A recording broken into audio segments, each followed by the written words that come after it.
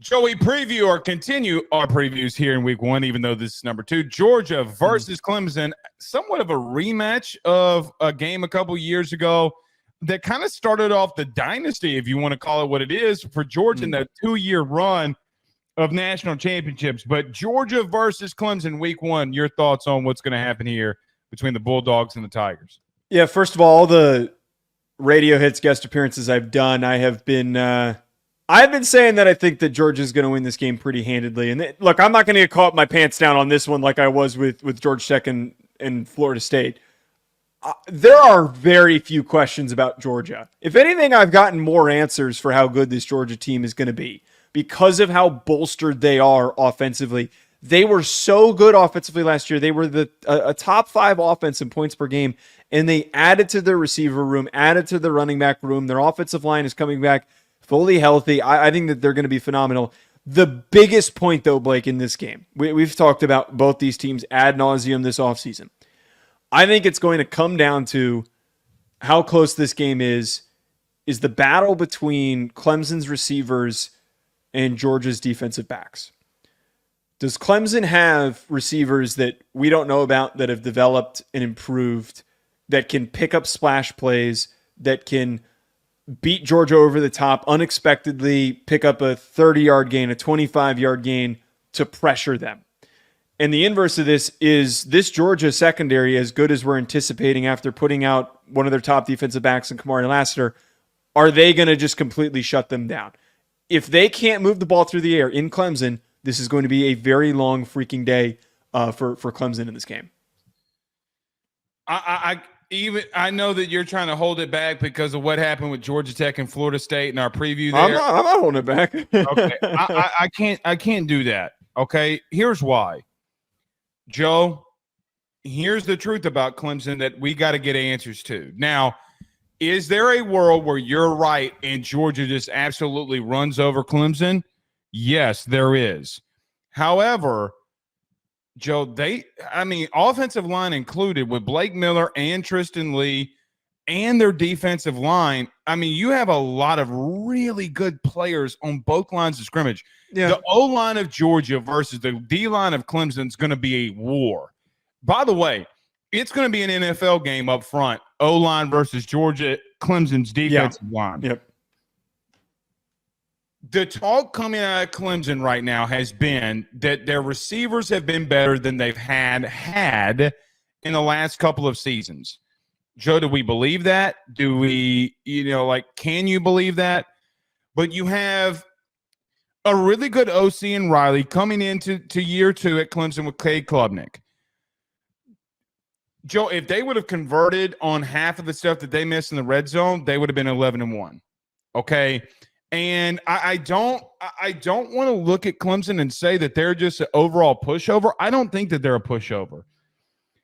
I think that this game's actually going to be a little bit closer than people think it is, mainly due to the fact that I do think that Clemson's defensive line will keep them in it long enough.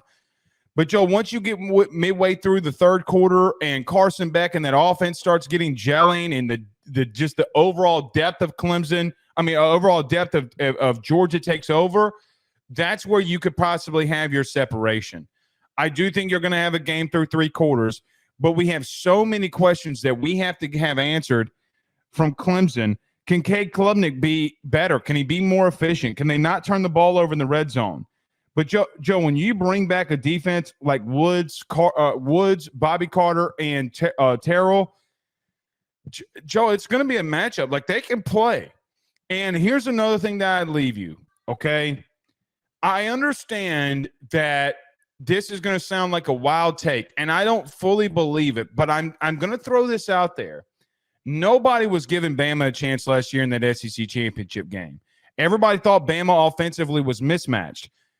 All I'm going to say is I think that Riley's a better OC than Tommy Rees, and there comes a part where I'm like, okay, look, Cade Klubnik was still a highly recruited guy. Can he make a leap into year 2? I don't know that. I just think that once this game gets past halftime, you get midway through the third quarter, it's going to be where Georgia could possibly separate here. I think there's a stark difference, though, I don't like using that as a good example, Probably especially not a great because analogy. Probably yeah, not a good analogy, but one nevertheless, Joe, that did happen.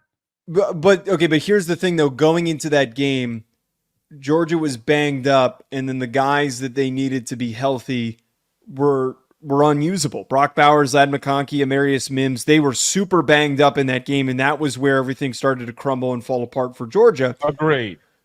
They're coming into this healthy, and they're coming into this season after being aggressive in the portal to not improve their receiver room, really create a very dominant receiver room. I think that receiver room is one of the better ones in the SEC that hasn't gotten enough recognition. And I think the run game is going to be phenomenal because of how good their interior offensive line is. I think that they're going to have a little bit of a tough time early on moving the ball against what is a very stout defensive tackle group for Clemson. But like you said, by the time the middle of the third quarter comes around, that's where I kind of start to see this success starting to happen. I'm just like not totally in on. I think Cade Klubnik could have a better year this year. And I think that Garrett Riley and them working together could have a bigger year this year.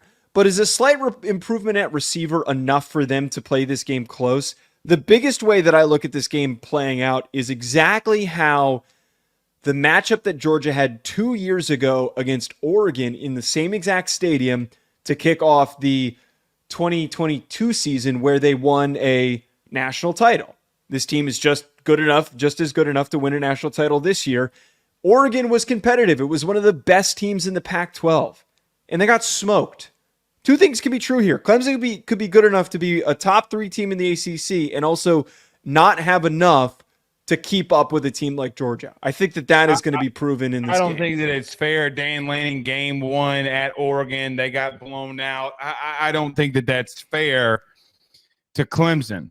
What I will tell you, though, man, is don't sleep on Clemson's front 7. I do think Georgia's going to win.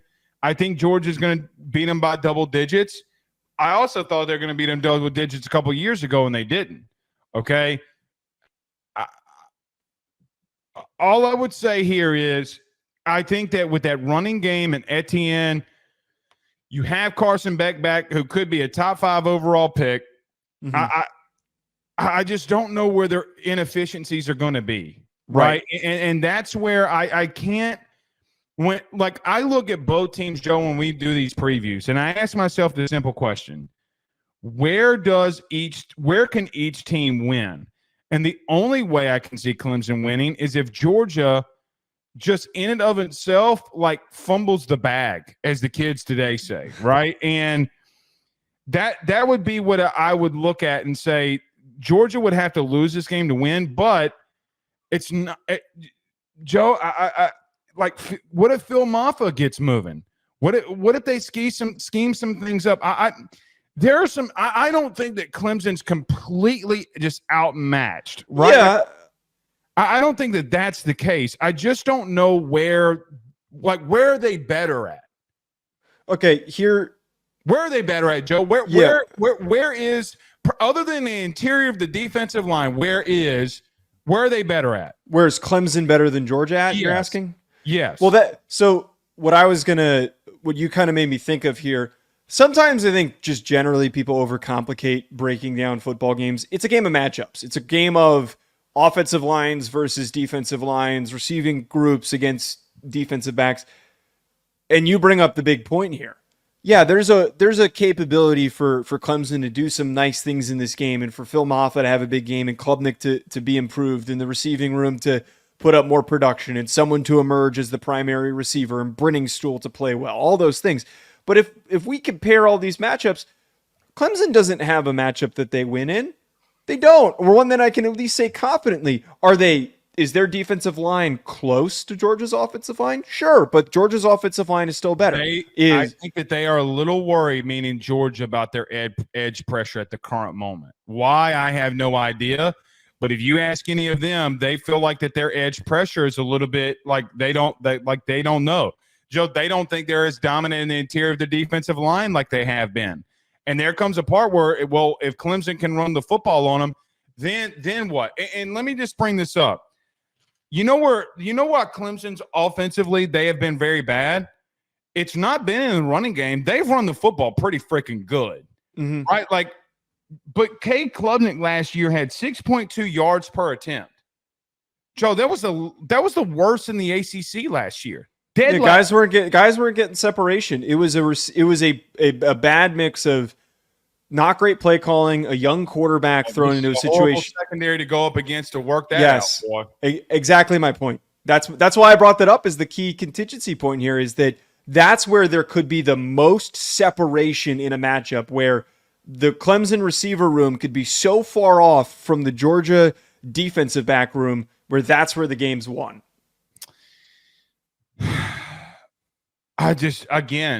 So basically you didn't answer my question. There isn't anywhere that they're not better at. No, I did answer your question. There is nowhere that Clemson is better than Georgia.